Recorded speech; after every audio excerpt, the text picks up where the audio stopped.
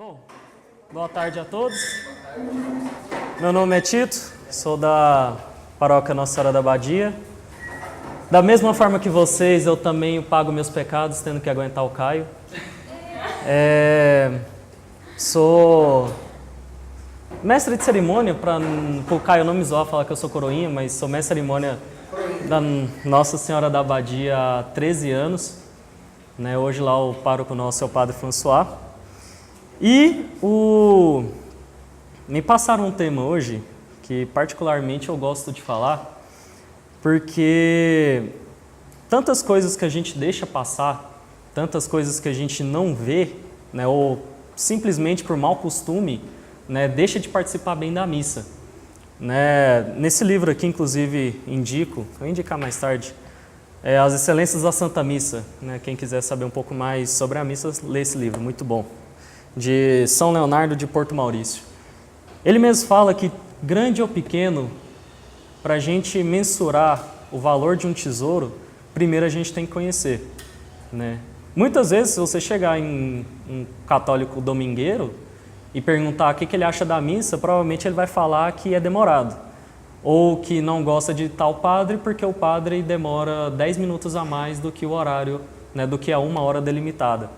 Então, assim, tem muitos católicos que não têm ideia do que tem na mão, do que pode participar. E quantos milagres a gente sabe que foram alcançados através da Santa Missa, bem assistida, claro, diga-se de passagem. Mas beleza. Normalmente, quando a gente vai para a missa, a gente sempre fala que a gente vai assistir a missa. E hoje eu vim tentar convencê-los, da mesma forma que eu também fui convencido que eu achava que era só assistir, de que na realidade a gente co-celebra a missa. Assim como tem o celebrante, nós somos os co-celebrantes dessa missa. Por quê? Para explicar essa troca de palavras, seria bom a gente viajar um pouquinho no tempo e ir para um tempo anos antes de Cristo. Na própria cultura judaica, 50 anos antes, 100 anos antes, já está bom. Das primeiras, digamos assim, celebrações litúrgicas, conhecida como Torá, que é o antigo rito da missa, vinda antes de Cristo. Naquela época, os sacrifícios eram feitos da seguinte forma. Para você tinha um pecado, não existia o sacramento da confissão. Então você pegava, tinha um templo lá numa determinada região, e você levava um animal do tamanho do seu pecado.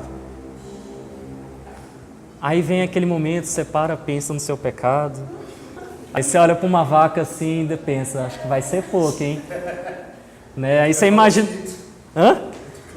Vai ter que levar vai ter que levar o K2, rolando. Mas... Você imagina o pessoal naquela época, você vê, por exemplo, seu marido ou sua esposa levando uma vaca para o templo. Então você, já imagina o que rolou. Não estou ensinando nada, tá, gente? Levava o animal, você esperava ali na fila, como qualquer ser humano. Você vê tanto que fila não é coisa de Deus, já existia muito tempo antes. Você chegava lá, esperava a sua vez, você entregava o animal para o sacerdote. O sacerdote lhe entregava a faca, ou o que fosse, e você tinha que sacrificar o animal pelas suas próprias mãos. Só que era um negócio não tão agradável. Só do fato de você ter que matar, o sacerdote ele ficava dentro de um quadrado, com uma muretinha mais ou menos dessa altura, e a batina dele vinha dobrada aqui no joelho. Porque toda vez que matava o animal, o sangue não era escoado. Ele era acumulado como se fosse uma piscininha de sangue. E o sacerdote ficava lá dentro e realizava todas as orações e tudo mais e oferecia aquilo para Deus em expiação dos pecados daquela pessoa. Só que juntava o cheiro, às vezes a pessoa não era muito forte, via aquele tanto de sangue e, Hoje tem gente que não pode nem cortar o dedo para estar fazendo isso. E o sacerdote pegava, depois de morto, depois de ver que o animal estava morto, pegava, tirava uma parte da carne, pegava para ele. Poderia consumir um pedaço ali na hora, crua mesmo, ou ele poderia levar para tomar como comunhão. Por isso que a gente usa essa palavra comunhão. E a pessoa que levou também pegava uma parte desse animal. E o resto era queimado, né? Então era assim que era feito o antigo rito da missa, né? Vamos supor, do sacrifício. Só que passam-se os anos, aí o ser humano ele é bem esperto, né? Aproveitador. Deve ser algum antecessor do brasileiro. Eles paravam assim, tá, todo mundo levava animal. Mas às vezes eu não queria mostrar para os outros que eu sou pecador, que eu precisava levar uma vaca para sacrificar. Então como é que eu faço para não mostrar para os outros? Simples. Iam alguns fazendeiros, alguns criadores de animais, e levavam os animais para a porta dos templos. Então a pessoa simplesmente chegava lá, dava o dinheiro, comprava ali o que fosse, um pombo, alguma coisa, e já ficava ali na fila. Ou a pessoa pagava para uma outra levar o animal, ficar esperando na fila até a vez da pessoa. Que aí na hora que chegava a vez da pessoa, a pessoa tomava o animal e entregava. E é justamente essa situação que acontece no Novo Testamento, que a gente vê quando Cristo chega, tece um chicote. Todo mundo pensa que é o único momento que Cristo está nervoso, mas na verdade ele não está nervoso.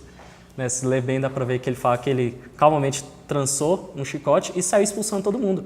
Era justamente por causa dessa tradição, né? Porque as pessoas aquilo para eles, antes da vinda de Cristo, era algo sagrado. Então já tinha pessoas naquela época que estavam difamando, já estava não transformando em algo não sagrado, já tipo assim, já invadindo o templo, transformando em comércio, justamente por isso, devido a essa necessidade das pessoas de medo de serem julgadas. Então Cristo expulsa e tudo mais, expulsa os mercadores, expulsa os animais e tudo mais. Aí vem aquela parte, eu vou reconstruir igreja e tudo mais. Beleza. Chegou Cristo, MCJC, e ele causou toda a reviravolta nessa questão de missa. Porque até então se respeitavam os sábados. Até então, tinha muita tradição que se você não seguisse por algum motivo, você era estritamente julgado, e Cristo vem, né, e ele fala que ele é o Deus do novo, né, ele está ali para justamente mudar essas tradições. Por exemplo, a gente está no tempo da Quaresma, logo vem a Páscoa, que é a ressurreição do Senhor e tudo mais. Na Páscoa, a pessoa mais velha faziam uma festa normal, ofereciam-se um cordeiro, né, imolado, assava e as pessoas comiam juntas. E as pessoas mais velhas comiam primeiro, então bebiam vinho e comiam a carne, depois passavam para os mais jovens e no meio dessa festa eles tinham a primeira comunhão, né, usar essa palavra porque eles tinham um termo lá em hebraico que eu não me lembro agora. Eles tomavam essa comunhão, pegavam um pedaço de carne, tomavam um pouco de vinho, e os mais novos tinham a obrigação de perguntar para os mais velhos, como forma de transmissão de conhecimento, né, de cultura, perguntar o que significa a Páscoa. O mais velho tinha a obrigação de responder, feito. Passava-se mais um pouco, continuava a festa. Em determinado momento da festa, se fazia de novo e repetir isso 4 vezes. Né? Na Páscoa, a gente tem o costume de comungar uma vez só. Né? Então, pegou-se o simbolismo do cordeiro, né? Tanto que a gente fala, Cordeiro de Deus que tirais o pecado do mundo. Né? Dá para a gente tirar, né, um pouco do simbolismo do cordeiro a partir daí, da antiga celebração da Páscoa. Veio Jesus Cristo, instituiu os sacramentos, batismo, confissão, e o que a gente mais vê na missa, a última ceia, né, o sacramento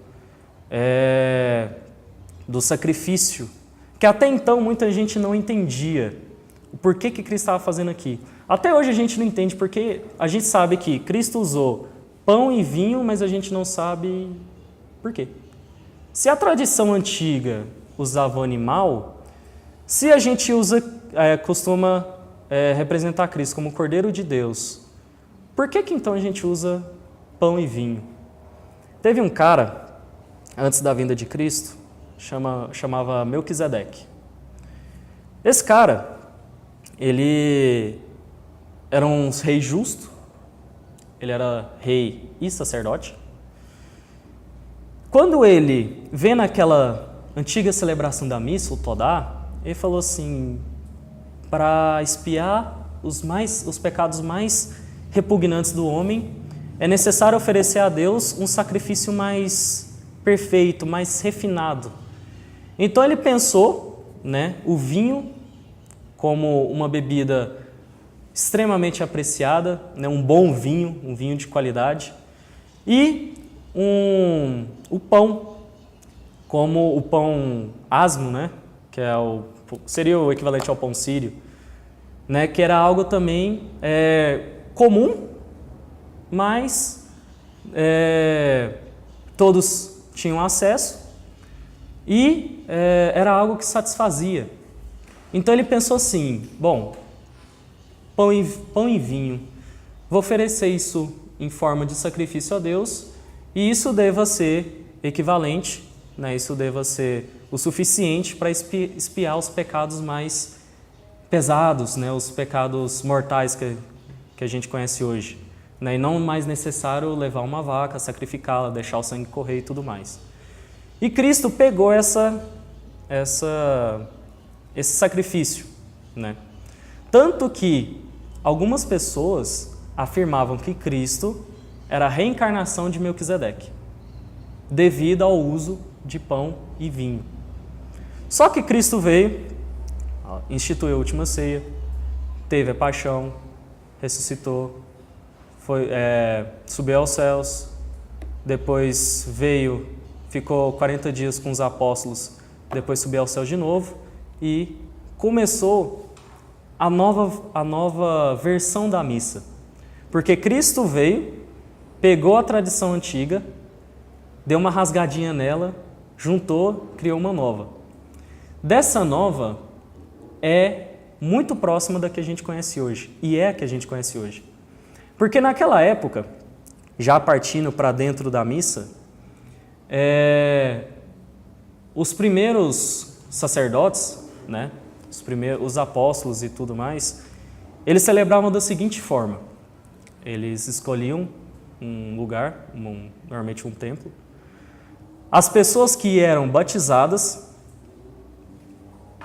como Cristo foi, poderiam ir e participar. Era dividido em duas partes. Liturgia da palavra, como a gente conhece hoje. Chegava um dos apóstolos, ou alguém que os ajudasse, lia as passagens, os evangelhos que já tinham sido escritos pelos apóstolos, ou textos antigos do Antigo Testamento, falava para as pessoas e as pessoas sentavam e simplesmente ouviam. Só que então, por que precisava falar? Hoje na missa, o padre fala e ainda explica. Aí tem muita gente que pensa, deve ser para questão de interpretação. Não. O padre ele lê e explica porque antigamente as pessoas não sabiam ler, em sua grande maioria. Então, como é que eles iam pegar os textos antigos ou pegar o evangelho e ler e entender? Porque a definição de uma pessoa alfabetizada é que ela sabe ler, escrever e interpretar. As pessoas daquela época não tinham isso. Então, necessitava que alguém que tinha conhecimento de ler e explicar o que estava escrito. Terminada essa parte, as pessoas que não eram batizadas eram convidadas a se retirar, convidadas que eu falo para ser bonitinho, mas elas eram retiradas mesmo, porque elas não podiam ficar de forma alguma. Porque a partir daquele momento, iria começar a liturgia eucarística, que ia participar do sacrifício mesmo. Então, muitas pessoas naquela época ficavam tão ávidas de saber como é que era essa questão desse sacrifício, de poder expiar os pecados e tudo mais, que muitos se converteram, muitos procuravam o batismo só para poder participar da missa completa. Tanto que, é só uma observação, tá? Não aconselho a fazerem isso, mas em missas dia de semana, você pode, a missa mesmo, ela acaba antes da liturgia eucarística. A partir da liturgia eucarística já é uma outra parte. Então, quando fala que nós somos obrigados, nós temos o dever de assistir à missa, seria até a liturgia eucarística. Dali para frente não é mais considerado missa, devido a essa separação de antigamente. Mas claro, como bom senso, a gente continua, como amor a Deus, a gente continua na missa. Mas tecnicamente a missa acaba até ali. Então acabava, as pessoas eram retiradas e começava o sacrifício. Ofereciam pão e vinho, davam graças, entregavam, engenheiro é um problema para falar entregar, toda vez eu falo integrar.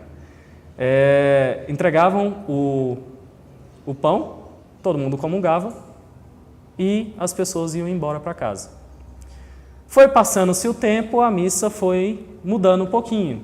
Adicionava mais uma leitura, adicionavam os cantos, aí a gente começa com o canto cantochão, que é o gregoriano, se eu não me engano. Depois veio o polifônico, depois veio o orquestral, a arquitetura gótica, e assim a igreja foi mudando de acordo com as eras. E a gente chega no hoje, que a missa tem a entrada do celebrante, ato penitencial, glória, leituras e tudo mais. Só que a missa, como no antigo rito, a pessoa tomava parte do sacrifício, o sacerdote tomava parte, a outra parte, do animal imolado. Só que Cristo veio e falou, fazer isto em memória de mim. E desde então se é feito a mesma coisa, porque é o mesmo Deus em toda missa que vem, morre, entrega seu corpo e seu sangue pelos nossos pecados.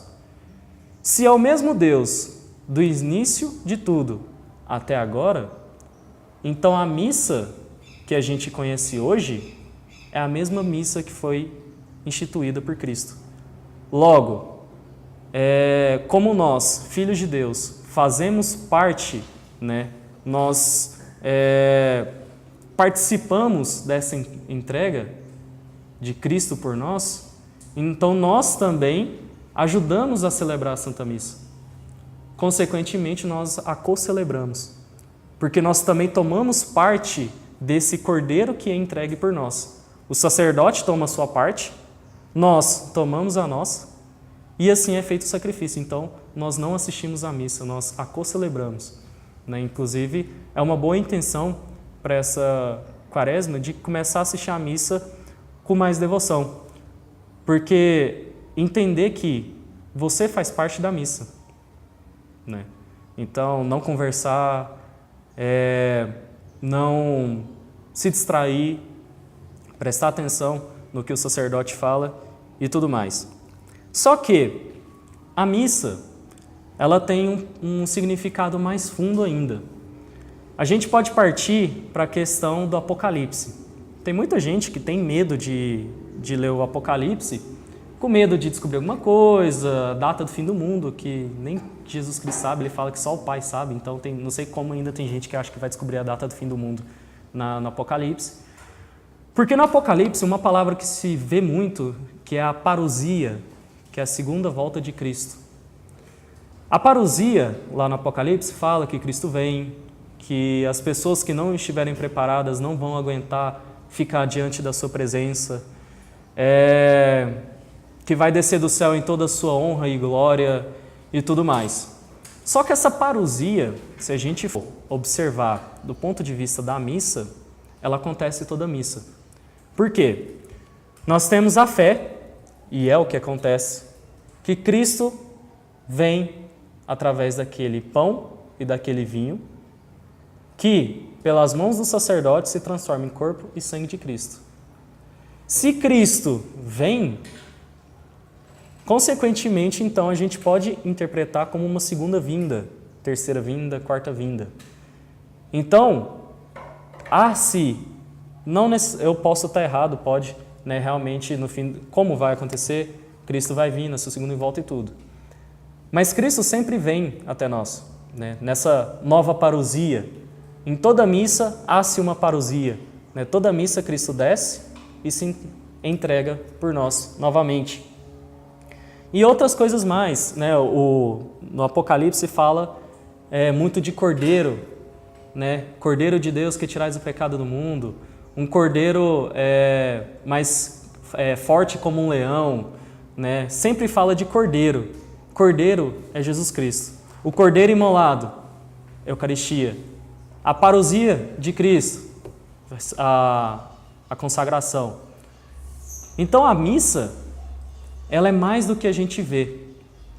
A gente se preocupa tanto com o tempo que para de pensar, de prestar atenção no que acontece, né? Fechar os olhos do corpo e abrir os olhos da alma e tentar enxergar a graça que é assistir a Santa Missa, a graça que é co-celebrar essa missa. Só que aí eu falando, participar melhor, segunda vinda de Cristo e tal. Então, como é que dá para a gente celebrar, para a gente co-celebrar melhor essa missa? São simples atos que faz toda a diferença, né? Um colega meu, uma vez, ele estava me contando, ele estava dando um testemunho numa palestra, e ele era mestre de cerimônia que nem eu. Ele disse que ele estava lá incensando, né, na consagração, e ele estava precisando de uma graça muito grande. E ele lá, incensando, fazendo a parte dele, e ele toda hora vinha na cabeça a dificuldade que ele estava tendo. Ele disse que teve uma hora, na hora que o padre ergueu o corpo de Cristo, e disse que ele não ouviu mais nada, ele ficou meio que surdo. A única coisa que ele conseguia fazer é olhar para aquela hóstia, para aquele corpo de Cristo. Ele disse que ele sentiu uma presença tão forte, que era como se fosse um peso nas costas. Ele disse que a única vontade que ele tinha era de agradecer e dizer a Cristo que ele o amava. Ele disse que deu vontade de enfiar a cara no chão e dar graças a Deus. Né? Ele disse que foi tão forte que ele, aquela passagem que São João Batista fala, que eu não sou digno nem de desamarrar a sua sandália, ele estava tipo aquilo, ele falou que foi tipo aquilo, que ele não estava nem de estar ali onde ele estava. De tão forte que foi a presença de Cristo para ele naquele momento da missa. Né? E quantos outros milagres aconteceram dessa forma, né? De pessoas que assistiram com tanta devoção à missa que tiveram milagres, como daquele quadro ali do fundo, né? Que a hóstia se transformou em carne na mão do sacerdote, né? Pessoas que o próprio sacerdote, Senhor, se esse pedaço de pão for realmente o teu corpo, né, que se transforme. O cara pediu para o cara que pode, né? Então, se transformou em carne, né? E eu li em um artigo uma vez que eles fizeram a análise e chegaram à conclusão que pertencia a um homem cerca de mais ou menos 33 anos, né? Com uma idade aproximada de 1.000 ou 2.000 anos de idade. Então, assim, até pela ciência foi comprovado que foi um milagre. Né? Então, beleza. Então, como é que a gente pode participar melhor da missa? A gente imitar o padre, para início de conversa. Não sei se vocês repararam, mas todos os padres, quando eles vão entrar na missa, eles entram de cabeça baixa, rezando e tal. E quando sai da missa, tem uns que fica parecendo o Papa. A gente pode começar a copiar o padre. Né? Quando a gente entrar na igreja para assistir à missa, né, que a gente já entre em oração. Porque tem gente que entra, faz genuflexão, aí dá aquelas voltinhas na igreja, vai lá, bebe uma água, encontra a pessoa, bate aquele papo legal e tudo mais. E esquece que tem um Santíssimo ali dentro. Né? Então, já como uma preparação, já começa a rezar antes da missa. Entra, tem a procissão de entrada e tudo mais, toda coisa solene, turíbulo, naveta, a entrada do sacerdote. sacerdote sobe normalmente pelo lado direito, diácono e co-celebrante sobe pelo lado esquerdo. Eles beijam o altar em sinal de reverência. E a partir daquele momento, o sacerdote é rei, sacerdote e profeta. Então, a partir daquele momento, ele é uma representação visível de Cristo, né? Ele vai fazer a parte de Cristo naquele momento, né? Por isso que é tão importante dar todo o respeito e prestar bastante atenção no que o padre fala na Santa Missa. Vem o ato penitencial, onde nós devemos realmente se arrepender dos nossos pecados se a gente quer participar desse sacrifício, né? Porque no ato penitencial os pecados veniais são perdoados, né? Os pecados leves são perdoados. Se você está em pecado mortal, meus pêsames, isso não perdoa, assim como quarta-feira de cinzas, né? Tem gente que vai para a missa da quarta-feira de cinzas achando que a cinza vai perdoar pecado, nunca foi preciso. Tem o glória, né? Nesse momento nós devemos também dar glória a Deus com todo o coração, né? Tanto que nesse livro aqui fala que a partir do momento do glória, nós devemos agradecer a Deus e dar glória a Deus todo instante, junto com toda a igreja e toda a milícia celeste. Porque quando a missa é realizada, as portas do céu se abrem, né? Tem aquela música, não sei se a terra subiu ou se o céu desceu. É dentro da missa, isso acontece. Então, junto com todo mundo, dá glória a Deus, né? A toda a honra e glória que é necessária a Ele. Depois vem as leituras. Tem muita gente que prefere não ler o jornalzinho, tem gente que já prefere ler, né? Mas o mais importante é prestar atenção no que está sendo dito. Porque muitas vezes, isso eu já fiz muito, né? Coroinha apronta, né? Não existe coroinha santo. Se for coroinha muito certinho, pode desconfiar, é coroinha Nutella. Eu já não prestei muita atenção nessas leituras, né? Eu já dormi, já fui chamado a atenção por causa disso também, já fui tirado do altar pela orelha. Mas assim, é muito necessário a gente prestar atenção no que fala nas leituras, porque o ano litúrgico ele é montado, as leituras elas são montadas de forma que, da primeira até o Evangelho, elas têm uma conexão entre si. Tanto que é muito comum a gente ver os sacerdotes eles pegando e fazendo uma linkagem entre o Evangelho e a primeira leitura, o Evangelho e o Salmo, o Evangelho e a segunda leitura. Normalmente eles fazem essa linkagem. É porque o ano litúrgico, né, as leituras, elas já foram feitas justamente para que tenha essa conexão. E muitas vezes a gente fica tão preocupado em prestar atenção só no Evangelho que a gente esquece das outras leituras. E às vezes a chave para que a gente para que Cristo possa falar com a gente através das leituras, esteja naquela que, assim como eu quando criança, dormi, né, e não prestei atenção. Então, prestar muita atenção na questão das leituras, prestar atenção mais ainda no Evangelho, porque é o próprio Cristo que fala, né? Tanto que é só o padre ou o diácono que lê, né, o Evangelho, não pode...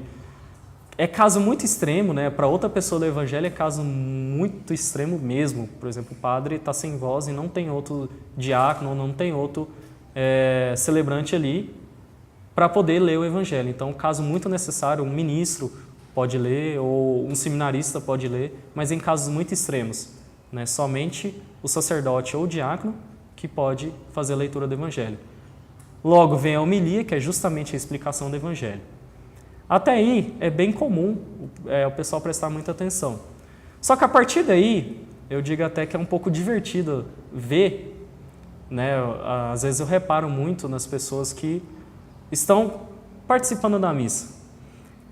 Na hora que acaba o Evangelho, vem o creio e tudo mais, e vem o ofertório.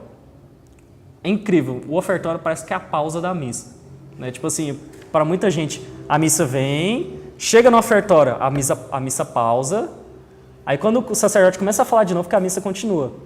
E tem muita gente que perde um momento extremamente simbólico da missa, que é naquele momento, e uma brecha de oração muito grande. Porque é naquele momento que o padre oferece o corpo, o pão e o vinho para o sacrifício.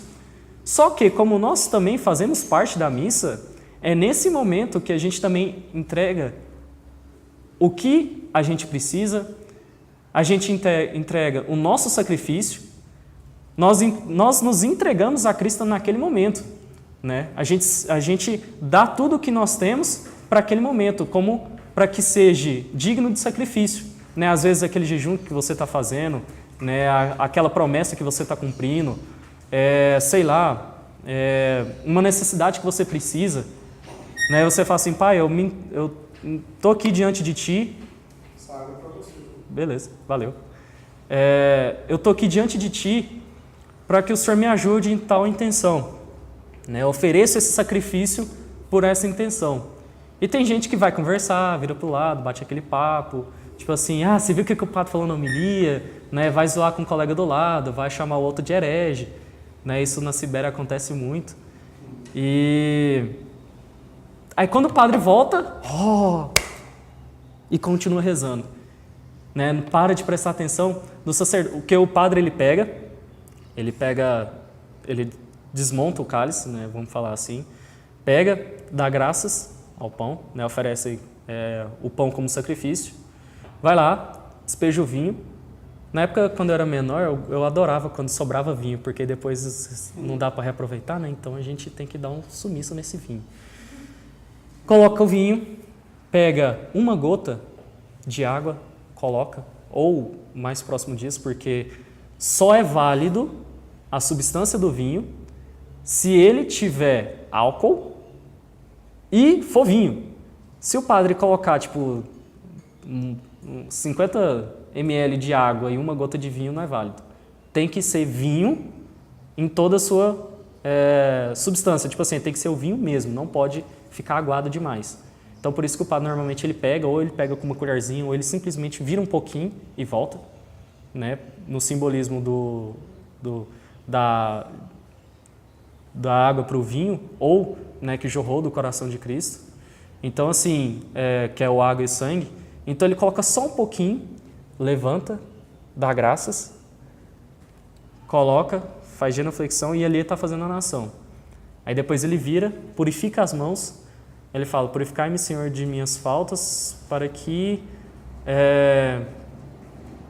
livrai, Senhor, de minhas faltas e minhas culpas, para que eu seja digno de celebrar este sacrifício. Ele vai, limpa a mão, entrega. Aí ele começa a parte da liturgia eucarística. A partir daquele momento, ele deixa para trás o lado rei e profeta e vira o sacerdote.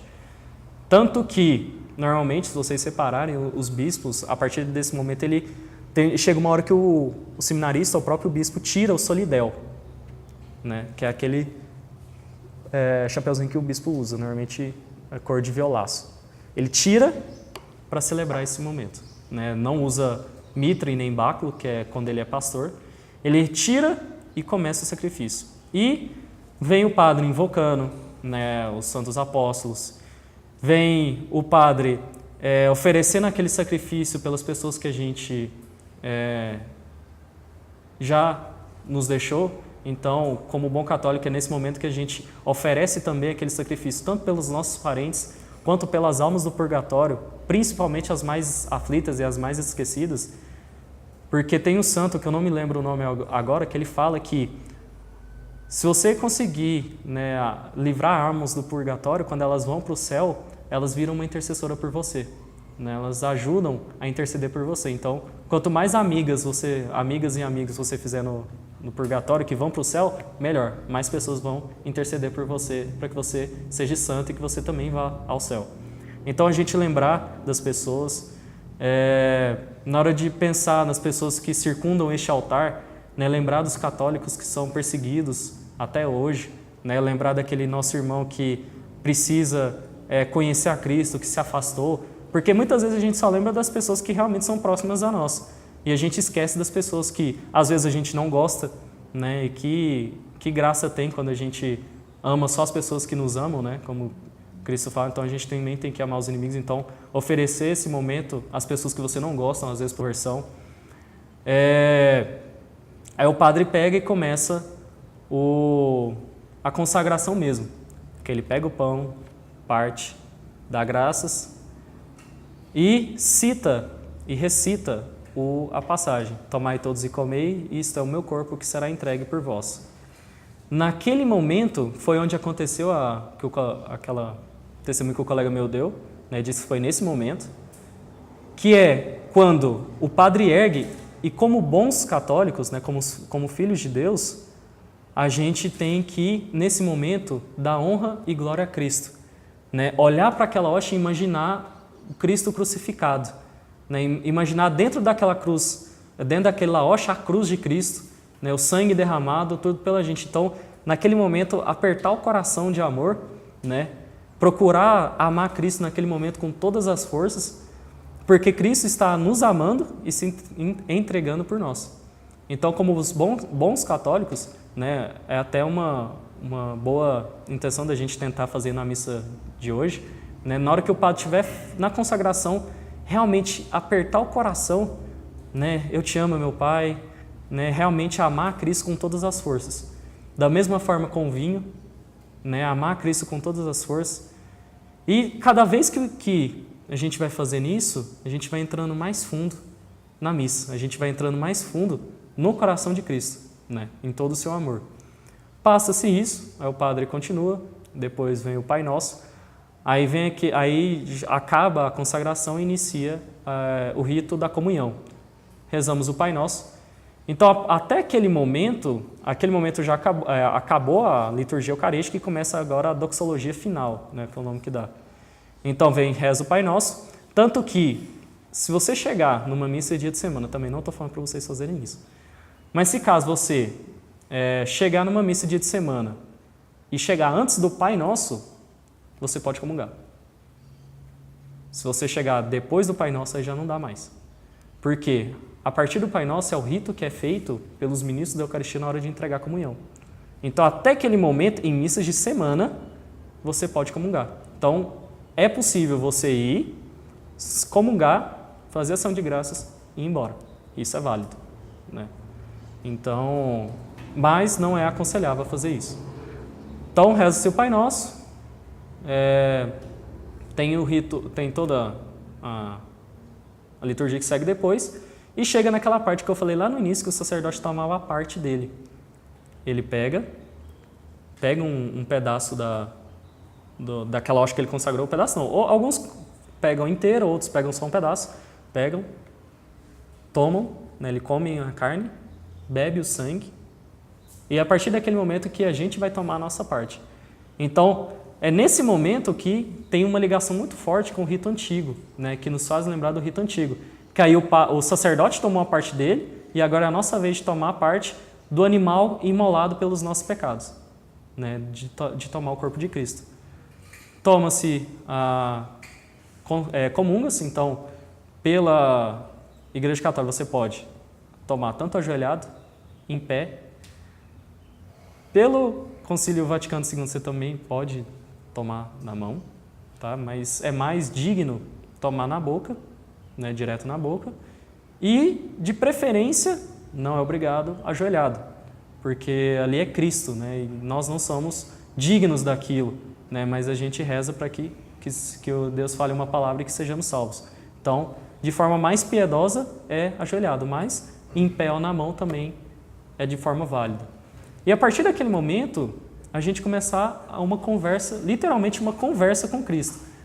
Porque às vezes, isso acontece muito nos grupos de jovens, a gente fala de conversar com Cristo, conversar. Só que a maioria entende como oração, né, conversa como oração, é rezar o Pai Nosso, Ave Maria, ou falar, ou simplesmente só pedir, né.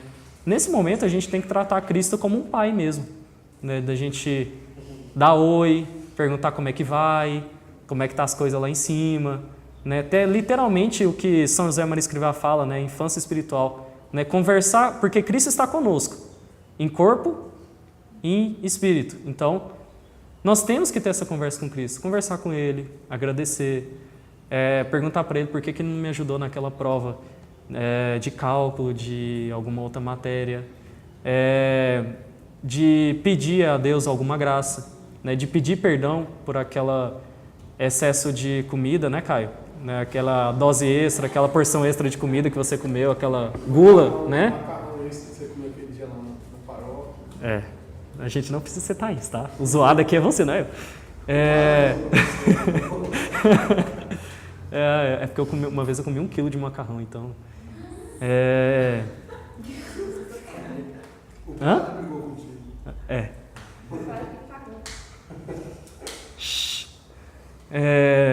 Mas também o Caio é conhecido como Caio da Massa também, né? Então, a forma dele esbelta mas pode ser, né? Que tá forminha de barril aí.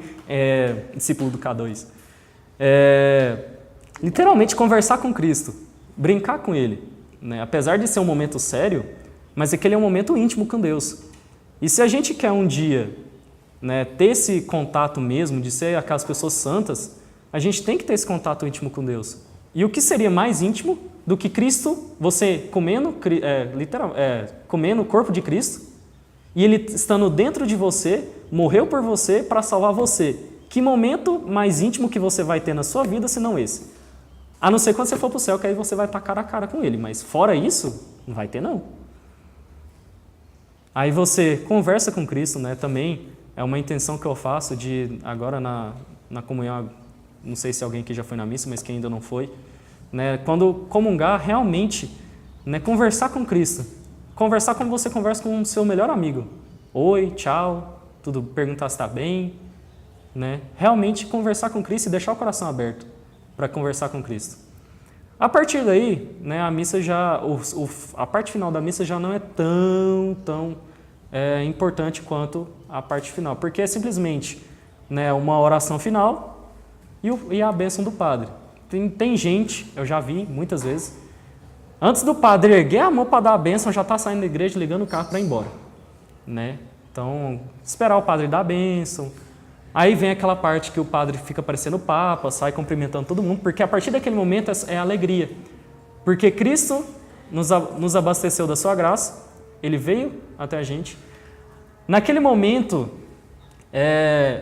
muitas das nossas faltas são limpas, muitas graças a gente vai conseguir a partir daquele momento. Então, no final da missa é alegria, né? Por isso, normalmente, o canto da missa final é mais alegre do que os outros, né? É um rito justamente para a gente sair alegre da missa, né?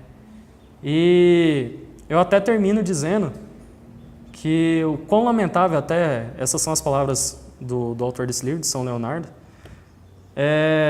o quão lamentável é ver pessoas que ainda vira e fala que a missa é demorada e quer 1 hora a mais, 1 hora a menos, tanto faz.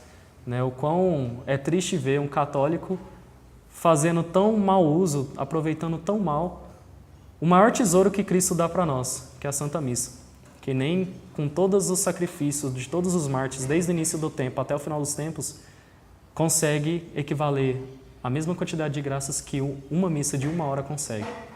Então, que a partir de hoje, né, que nós possamos levar para outras pessoas que com a missa é importante e que a gente comece a entrar no amor de Deus a partir da missa, né? Que a gente comece a procurar Cristo na missa, né? Amando, respeitando, agradecendo, pedindo perdão e sendo como bons filhos de Deus que a casa torna, né? Como o filho pródigo, a gente se afasta, mas a gente sempre volta para ver Cristo e pedir perdão e ser servos dele até o final. Ave Maria, de graça o Senhor é convosco, bendita sois vós entre as mulheres, bendito é o fruto do vosso ventre, Jesus. Santa Maria, Mãe de Deus, rogai por nós, pecadores, agora e na hora de nossa morte. Amém. Eu esqueci de perguntar, alguém tem pergunta, dúvida, crise existencial, alguma coisa? Não? Então tá bom. Caso queiram, esse livro aqui é muito bom para quem quiser conhecer melhor a missa. Outro livro também muito bom chama Banquete do Cordeiro, Scott Hahn, que ele faz uma análise do Apocalipse com a missa. É muito bom também, quem quiser. O do Scott Hahn é bom porque é uma visão de um ex-protestante. De um ex-protestante. Que se dedicava incessantemente a converter católicos para o protestantismo. E que, por incrível que pareça, a conversão dele foi acontecendo numa Santa Missa. Né? Ele até fala que ajoelhei protestante e me levantei católico. Ele diz que, o Scott Hahn, ele